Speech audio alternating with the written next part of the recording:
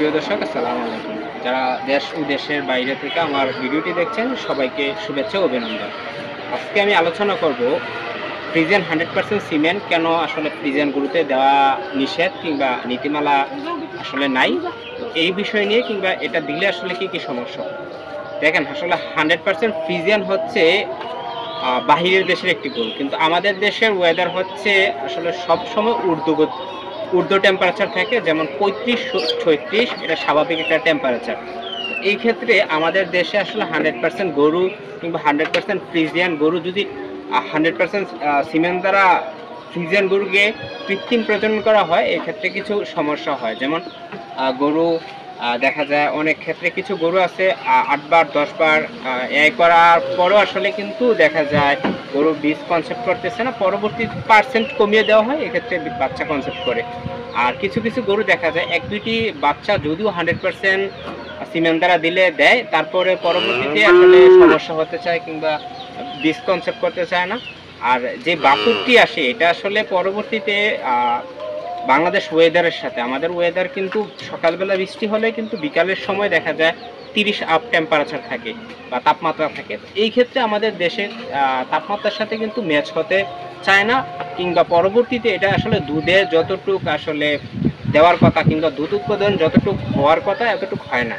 তো এই ক্ষেত্রে যারা আসলে ফ্রিজিয়ান 100% দিতে চান, এক্ষেত্রে কৃত্রিম প্রজনন নীতিমালা অনুসারে দেশি গরুতে আপনারা 200 কেজি বডি ওয়েট যদি প্লাস হয় কিংবা 200 কেজি হয়, এরকম গরুতে আপনারা ফ্রিজিয়ান 100% সিমেন্ট ইউজ করতে পারেন।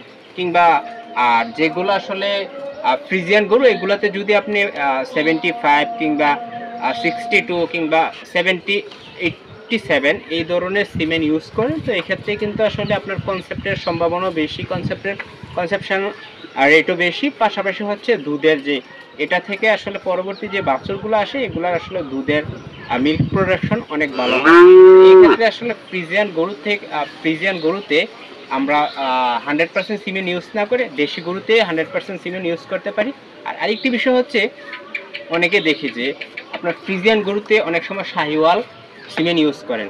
এটা আসলে কোনোভাবে আসলে কাম্য নয় কিংবা কোনোভাবে ঠিক নয়। এটা আসলে একটা কৃত্রিম প্রজনন নীতিমালা বহির্ভূত কাজ। তো এটা আসলে কোনো কৃত্রিম প্রজনন কর্মী কিংবা এআই টেকনিশিয়ান ভাই এই ধরনের কাজ করবেন না, কারণ আমি জানি আসলে এই কাজটি করা হয় মূলত 5 বার 7 বার গরু এআই মিক্স করার পরে আপনারা শাহিওয়াল দিয়ে আসলে গরুটাকে সিমেন্ট দ্বারা গরুটাকে কৃত্রিম প্রজনন করানোর চেষ্টা করেন। এই ক্ষেত্রে আপনারা অবশ্যই চেষ্টা করবেন 50 থেকে শুরু করে, অর্থাৎ উপরের দিকে, অর্থাৎ 50% যদি বীজ না নেয় 50 কিংবা 75 এই দ্বারা যদি আপনারা কৃত্রিম প্রজনন করেন, আমি আশাবাদী আসলে গরুটি বীজ কনসেপ্ট করবে। এক্ষেত্রে সবাই কিন্তু এই বিষয়গুলো যদি মানেন কিংবা মাথায় রাখেন, তো এটা আসলে আমাদের কৃত্রিম প্রজনন নীতিমালা এটা ঠিক থাকবে। পাশাপাশি হচ্ছে আমরা যারা খামারি আছি, খামারিরা কিন্তু ডে বাই ডে আসলে দুধ উৎপাদন করতে পারবেন, ডেইরি খামার বন্ধের দিকে চলে যাবে না। কিন্তু আমাদের দেশে কিন্তু বর্তমানে ডেইরি খামার অনেকগুলো বন্ধের দিকে, কারণ একমাত্র কারণ হচ্ছে ম্যানেজমেন্ট কিংবা ব্যবস্থাপনা। আমরা আসলে